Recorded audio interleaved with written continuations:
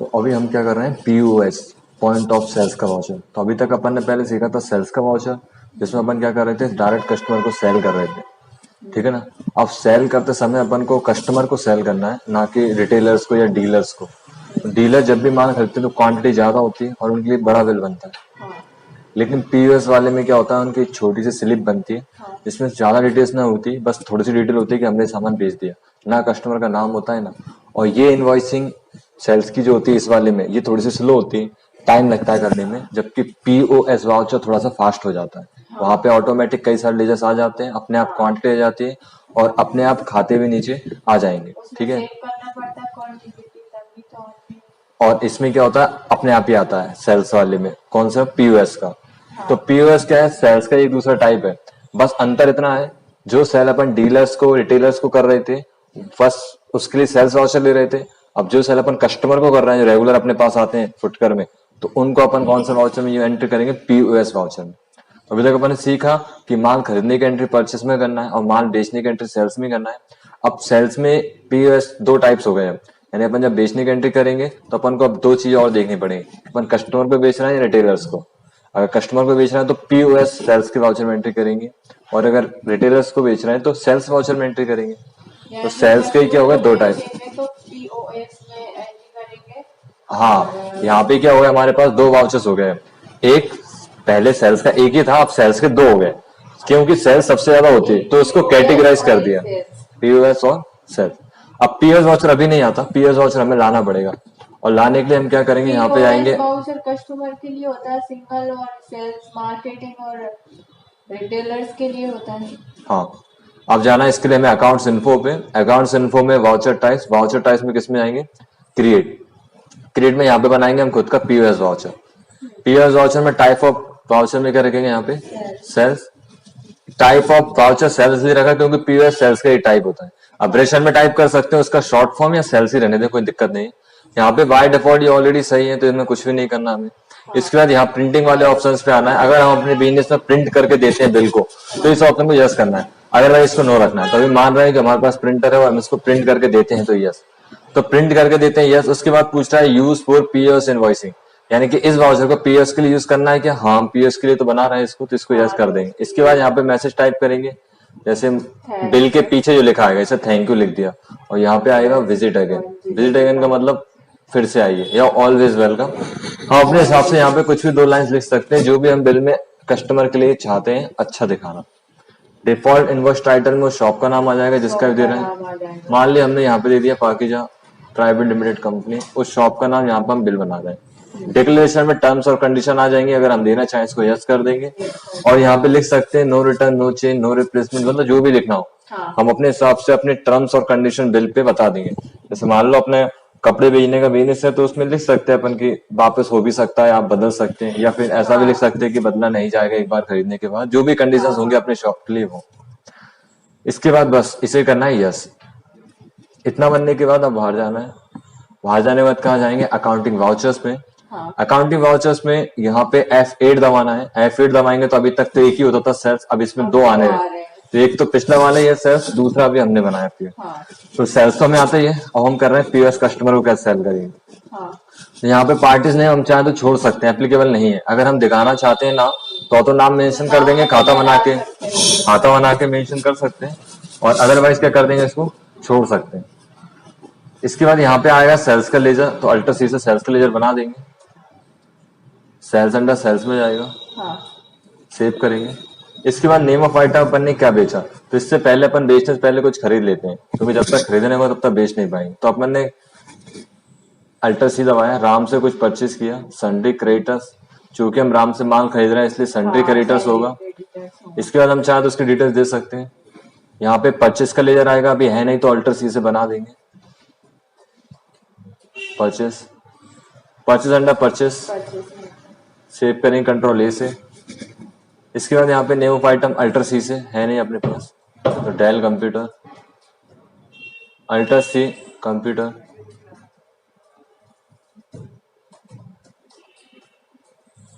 Yes. Units डालेंगे, इसकी किस में नापा जाएगा, तो पीसीएस में, जो भी इसकी यूनिट्स होंगे वो लिख देंगे। इसके बाद यहाँ पे इसकी क्वांटिटी डालेंगे, कितने खरीदे 20 कंप्यूटर, एक कंप्यूटर था 25,000, एंटर। और फिर अल्टर से एक और कंप्यूटर लिया हमने एचपी कंप्यूटर, एचपी कंप्यूटर के रेट कंप्यूटर में और पीसी। इसके लिए यहाँ एएस करके उसकी प्राइस भी तो लिख सकते हैं। हाँ, फिर 20 पीस यहाँ पे डालेंगे, कितने में 26,000। तो वहाँ पे प्राइस लिखने की जरूरत ही नहीं है। अब ये आ गया अपना, पहले अपन ने परचेस कर लिया। अब इसको हम सेल्स करते हैं, सेल करने के लिए दबाएंगे F8 सेल्स, पीएस वाउचर को लेंगे, यहाँ पे नॉट एप्लीकेबल, ये सही है, सेल्स में सेल्स ही आएगा। अब यहाँ पे अपन को केवल लेना है डेल कंप्यूटर। अब नॉर्मली जब भी कस्टमर आता है तो एक ही खरीदेगा, कोई भी कस्टमर 2 लैपटॉप लेके नहीं जाएगा, एक नॉर्मल सी बात है। अब रेयर केसेस में ऐसा होगा कि 2 ले जा रहा है, लेकिन नॉर्मली वो एक ही लेके जाएगा। डीलर्स और होलसेलर 2-2, 3-3, 10-10 भी लेके जाएंगे, तो उनके लिए तो सेल्स का वाउचर एंट्री करनी, लेकिन हर केस में कस्टमर ना होगा एक ही लेके जाता है। अपन दुकान पे आएंगे तो एक ही पेन खरीदेंगे, एक ही रजिस्टर खरीदेंगे, खरीद भी सकते हैं ज्यादा, लेकिन ज्यादातर केसेस किससे होते हैं 1 के। तो जैसे अपन यहाँ पे डेल कंप्यूटर लेंगे तो उसकी क्वांटिटी अपने आप 1 हो जाएगी। हम बैक स्पेस दबा के इसको आगे जाके 5 कर सकते हैं, 4 कर सकते हैं या 3 कर सकते हैं, ठीक है। अभी तो अपन को क्या रखना है, एक ही रखना है। और एक डेल कंप्यूटर अपन कितने बेचा वो रेट टाइप करना है 30, तो ये रेट भी एक ही बार टाइप करना है। अगली बार जब सेल करोगे तो अपने आप 30 रेट आ जाएगी। इसके बाद अगला आइटम जो अपन ने बेचा, मान लो एक ही बेचा, कस्टमर एक ही खरीदता, तो अपन ने एक ही आइटम बेच दिया डेल कंप्यूटर का, इसको मैंने कर दिया एंड ऑफ लिस्ट। इसके बाद यहाँ पे अब कुछ ऑप्शंस हैं, इनको समझना है। तो यहाँ पे 2 तरह से सिंगल पेमेंट का मोड होता है। जब अपन कस्टमर को खरीदते हैं यहाँ पे सिंगल मोड पेमेंट आता है, जिसे अपन कंट्रोल पी से लाते हैं। कंट्रोल पी में सिंगल मोड पेमेंट मतलब पूरा पेमेंट कैश से ही होगा, और कंट्रोल पी दबा के मल्टी मोड पेमेंट में debit card, credit card, cheque से पेमेंट भी ले सकते हैं। तो पहले सिंगल वाले में कंट्रोल पी दबाना है, कैश का खाता लेना है, हाँ कैश का खाता लेना है। यहाँ से हम मल्टीपल मोड पेमेंट लेंगे कंट्रोल पी की मदद से, और सिंगल मोड लाने के लिए फिर से कंट्रोल पी, यानी कंट्रोल पी से मल्टी मोड पेमेंट और कंट्रोल पी से single mode payment. Single mode payment में केवल कैश से ही पेमेंट होगा, अपना बिजनेस केवल कैश को ही समझता है, यानी केवल हम कैश ही रिसीव करते हैं और कैश ही देते हैं। तो कैश खाता ले लेंगे, सामने वाले से कितने रुपए लेने हैं अपन को 30,000, वो ऑटोमेटिक आ जाएंगे। कैश स्टैंडर्ड में वो अमाउंट डालना है जो अपन सामने वाले से रिसीव कर रहे हैं। जैसे मान लो उसने अपन को 30,000 दी तो अपन 30,000 लिख देंगे। कई बार लेकिन राउंड फिगर में क्या हो जाता है, जैसे मान लो यहाँ पे बिल बना होता है 2940 रुपए का, तो सामने वाले पर 2940 खुले नहीं होते, तो अपन को कितने देता, वो 30,000 ही देता, तो अपन को कितने वापस करने वो रेट आ जाती है। जैसे ये मान लेता हूँ वो मुझे 31,000 दे रहा है, तो यहाँ पे कितने वापस करने बैलेंस में उसको 1,000 रुपए, ठीक है। ये तो हो गया कैश की कंडीशन में, लेकिन हम कंट्रोल पी दबाएंगे मल्टी मोड पेमेंट पे आएंगे। अब अगर सामने वाले के पास ऑप्शंस हैं मल्टी मोड पेमेंट करने के और हमारे पास भी ऑप्शंस हैं मल्टी मोड पेमेंट लेने के, तो फिर अपन इनका यूज करेंगे। तो सबसे पहले पूछ रहा है gift voucher, control P, P के नीचे 2 लाइन है तो कंट्रोल के साथ दबाना होता है। अच्छा, अगर 1 लाइन होती है तो अल्टर के साथ दबाते हैं, 2 लाइन होती है तो कंट्रोल के साथ दबाते हैं, और कोई भी लाइन नहीं होती तो अकेला दबाते हैं। तो F8 अकेला दबाते हैं, F9 अकेला दबाते हैं, लेकिन यहाँ पे पी के नीचे 2 लाइन है तो कंट्रोल के साथ दबाना पड़ेगा। यहाँ पे गिफ्ट वाउचर में कोई खाता है क्या, अभी तो नहीं है। तो सबसे पहले समझना पड़ेगा गिफ्ट वाउचर क्या होता है। जब भी हम किसी कस्टमर को सेल करते हैं तो उसको कुछ डिस्काउंट के रूप में उसको डिस्काउंट दे देते हैं, मतलब छूट के रूप में। जैसे मान लो उसने 2000 का कुछ खरीदा तो अपन ने बोल दिया 100 रुपए आप भले ही कम दे दो, मानिए अपन ने उस पर डिस्काउंट दे दिया और अपन ने उससे 1900 रुपए ले लिए, उसे बोलते हैं ट्रेड डिस्काउंट जो हो रहा है। लेकिन गिफ्ट वाउचर थोड़ा अलग होता है। गिफ्ट वाउचर में क्या होता है, अपन ने बोलते हैं सामने वाले से कि अभी आप ये आइटम खरीदते हैं तो अभी आपको इसके साथ 200 रुपए का, 500 रुपए का या 1000 रुपए का गिफ्ट कूपन या गिफ्ट वाउचर मिल जाएगा। गिफ्ट वाउचर मिलने से क्या होगा, जैसे मान लो वो चीज है 1000 की, तो उसे 200 रुपए का गिफ्ट वाउचर मिल जाएगा।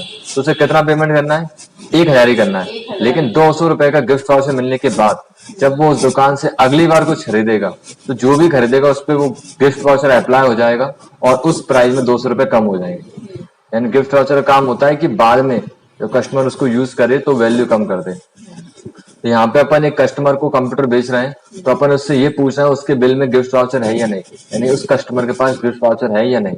अगर नहीं है तो नॉट एप्लीकेबल, लेकिन अगर है तो यहाँ पे गिफ्ट वाउचर खाता बनाना पड़ेगा। गिफ्ट वाउचर, अब गिफ्ट वाउचर अंडर किसके जाएगा, तो गिफ्ट वाउचर जनरली कस्टमर के पास ही होता है, क्योंकि पहले खरीदी पे वो मिल चुका है उसे, तो वो कस्टमर होता है और कस्टमर को हम संडे डेटर्स बोलते हैं, इसलिए संडे डेटर्स ही लेना है। क्यों, क्योंकि जो गिफ्ट वाउचर होता है वो कस्टमर के पास होता है और कस्टमर संडे डेटर्स होता है, क्योंकि हम जिन्हें माल देते हैं संडे डेटर्स बोलते हैं। आदत दूसरा ग्रुप लोगों को तबाह सो ही नहीं करेगा, इसलिए संडे डेटर्स ही रखना है। अब ये पूछा कितना गिफ्ट वाउचर मिला, तो अपन मान रहे हैं कि इनके पास कितना गिफ्ट वाउचर था, 623 रुपए का। पहले का कुछ खरीदा होगा उन्होंने, तो इस एवरेज में उन्हें 623 रुपए का गिफ्ट वाउचर मिला था। ये हो गया। अब बाकी बचा पेमेंट कैसे कर रहे हैं, यानी 30,000 में तो 623 रुपए तो कम हो गए। अब बाकी का बचा पेमेंट कैसे हो रहा है, क्रेडिट कार्ड से हो रहा है, डेबिट कार्ड से हो रहा है, या फिर चेक से हो रहा है, या फिर कैश से हो रहा है। तो समझने के लिए अपन तीनों मोड करना पड़ेगा, बाकी एक मोड से पूरा काम हो जाएगा। जैसे मान लो पूरा पेमेंट वो क्रेडिट कार्ड से कर रहे हैं, तो यहाँ पे जब वो क्रेडिट कार्ड से पेमेंट होगा तो पैसा कहाँ जाएगा, अकाउंट में किसके अकाउंट में जाएगा, जो बिजनेस कर रहा है, यानी अपने कंपनी के अकाउंट में। तो यहाँ पे अपन को बैंक अकाउंट चूज करना है जिस अकाउंट में पैसा जाएगा। तो अभी खाता नहीं तो अल्टर चीजें बना रहे हैं, एसबीआई बैंक है मान लो, तो एसबीआई एंटर जाएगा बैंक अकाउंट। तो अगर क्रेडिट कार्ड से पेमेंट होता है तो पेमेंट एसबीआई बैंक में जाएगा, तो पूछ रहा है कितना पेमेंट हो रहा है एसबीआई से। तो वैसे तो मैं पूरा पेमेंट कर सकते हैं 29,377, और यहाँ पे कार्ड नंबर टाइप कर देंगे जो भी होगा, और एंट्री खत्म हो जाएगी। लेकिन अभी सीखने के लिए अपन यहाँ पे 29,000 ना करके कुछ अमाउंट लेते हैं, 20,000 ले लिया। तो पहले तो 623 रुपए कम हो गए गिफ्ट वाउचर के, और उसने क्रेडिट कार्ड से पेमेंट कर दिया 20,000 रुपए का। इसके बाद चेक से पेमेंट भी हो रहा है क्या, अगर हो रहा है तो चेक कहाँ लगेगा, बैंक में लगेगा, यहाँ फिर एसबीआई बैंक। इस बार अपन समझने के लिए मान लेते हैं कि बाकी का 5,000 रुपए उसने चेक से कर दिया, तो यहाँ पे उसकी बैंक का नेम, जैसे बैंक ऑफ इंडिया से चेक दिया और उसका चेक नंबर। इसके बाद बाकी बचा पेमेंट कैश से ही होगा, लास्ट बचा है। कैश से कितना लेना है अपन को, 4,377। उसने कैश में अपन को कितने दिए, 5,000, तो अपन उसे कितने वापस करेंगे, 623 रुपए। इस तरह से पूरी एंट्री हो जाएगी। शुरू से देखें तो अपन ने एक पार्टी को माल बेचा, इसका नाम मेंशन नहीं किया, सेल्स वाउचर लिया, सेल्स लेजर में। डेल कंप्यूटर बेचा एक 30,000 का, कस्टमर के पास पहले से गिफ्ट वाउचर था तो वो अप्लाई कर दिया 623 रुपए का, तो 623 रुपए बिजनेस से कम हो गए। फिर उसने पेमेंट किया एसबीआई से, कार्ड से, क्रेडिट कार्ड से, तो 20,000 रुपए कट गए। फिर उसने बाकी बचा पेमेंट अपने दूसरे बैंक के चेक से कर दिया, उसका चेक था बैंक ऑफ इंडिया का, और बाकी का पेमेंट उसके पास कैश ही था तो बाकी का कैश कर दिया। इन तीन में से कभी कभी एक ही हो सकता है या तीन भी हो सकते हैं। पूरा पेमेंट क्रेडिट कार्ड से हो जाता है, नीचे ऑप्शन से नहीं आते, या पूरा पेमेंट कैश से हो जाता तो ऊपर का ऑप्शन नहीं आता। नरेशन में टाइप कर सकते हैं जो भी लिखना हो, और इसके बाद अदरवाइज एंटर और यस। जैसे यस करेंगे वैसे ही प्रिंट हो जाएगा, क्योंकि अपन ने यस किया था ऑप्शन। अभी चेक करने के लिए मैं इसको सेव कर रहा हूं, अदरवाइज वहां पे क्या होगा, डायरेक्टली प्रिंट हो जाएगा। ये मैंने सेव कर दिया, चेक करेंगे कैसा दिख रहा है। तो इस तरह का इनवॉइस बन के आ जाएगा सामने।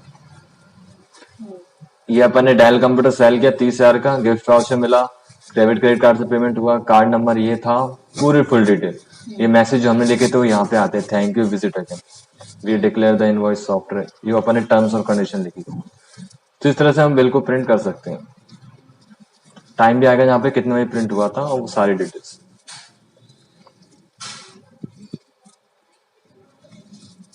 और ये एंट्री कहाँ पे सेव हो जाएगी, डिस्प्ले डे बुक पर। तो ये वाली पहली एंट्री, ठीक है, ऑटोमेटिक प्रिंट तो होगी। फिर से प्रिंट करना हो तो फिर से अल्टर पी दबा देंगे, प्रिंट हो जाएगा। अल्टर पी, पी के नीचे एक लाइन है ना, तो अल्टर पी दबा देंगे। तो इस तरह से हम पीओएस इनवॉइसिंग कर सकते हैं। बस इन ऑप्शंस को अपन को करना है, यस करना। आगे समझ में गिफ्ट वाउचर, तो गिफ्ट वाउचर मतलब सैनिटरी डिटेल्स लिखना है, यहाँ पे अपने बैंक अकाउंट लेना, कैश। पूरा पेमेंट अगर एसबीआई से हो रहा है तो फिर ये ऑप्शन ही नहीं आएंगे साथ ही। कर देख लो ना।